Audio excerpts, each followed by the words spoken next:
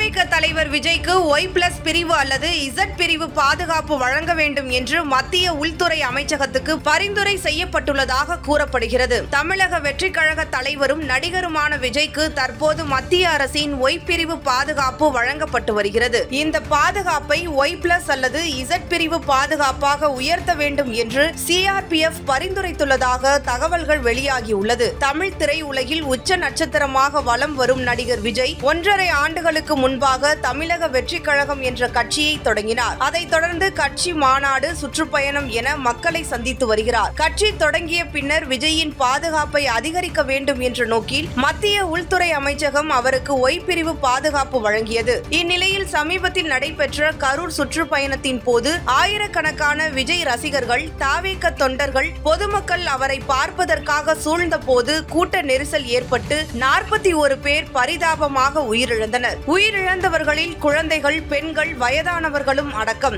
இந்த துயர சம்பவம் மக்கள் மத்தியில் பெரும் கொந்தளிப்பை ஏற்படுத்தியது. இது தொடர்பான வழக்குகள் நீதிமன்றத்தில் விசாரணையில் உள்ளன. இது ஒருபுறம் இருக்க, சமீபத்தில் விஜயின் பனையூர் இல்லத்தில் மனநலம் பாதிக்கப்பட்ட நபர் ஒருவர் யாருக்கும் தெரியாமல் மாடியில் ஒரு நாள் முழுவதும் பதுங்கி இருந்தது கண்டுபிடிக்கப்பட்டது. எனவே விஜய்க்கு வழங்கப்படும் பாதுகாப்பை அதிகரிக்க வேண்டும் என்று CRPF மத்திய உள்துறை அமைச்சகத்துக்கு பரிந்துரை செய்துள்ளதாக தகவல்கள் வெளியாகின்றன. விஜய்க்கு தற்போது Y பிரிவு பாதுகாப்பு வழங்கப்பட்டு வருகிறது. இதை Y+ பிரிவாகவோ அல்லது Z பிரிவாகவோ உயர்த்தி வழங்க வேண்டும் என்பதுதான் CRPF கொடுத்துள்ள பரிந்துரையாக உள்ளது. இதற்கு முன்பாக விஜய்க்கு Y பிரிவு பாதுகாப்பு வழங்கப்பட்ட போது அது அரசியல் அரங்கில் விமர்சனத்திற்கு உள்ளானது. பாஜகவை எதிர்ப்பதாக விஜய் கூறி வந்தாலும் இருவருக்கும் இடையே மறைமுகமாக நல்லுறவு இருக்கிறது. அதன் வெளிப்பாடே Y பிரிவு பாதுகாப்பு வழங்கப்பட்டுள்ளது என்று கூறப்படுகிறது. தற்போது கரூர் கூட்ட நெரிசலில் 41 பேர் பலியான சம்பவத்தை தொடர்ந்து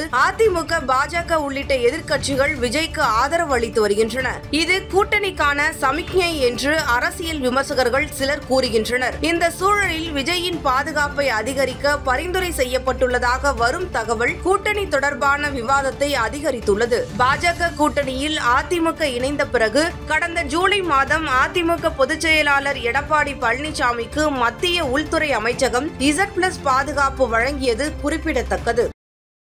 அங்க இருக்கக்கூடிய மக்களுக்கு சரியான ஒரு பாதுகாப்பை கொடுக்கல. அவங்க தண்ணி கூட கொடுக்கல. அங்க பார்க்கும்போது அந்த மீட்டிங் எல்லாம் முடிஞ்சதுக்கு அப்புறம் வெறும் செருப்பு மட்டும் தான் இருந்துச்சு. அங்க வாட்டர் பாட்டில் கிடையாது. அவங்க எந்த மாதிரி விஷயம் கிடையாது. அப்ப காரணம், எடப்பாடி பழனிசாமி கலந்துகிட்டாரு.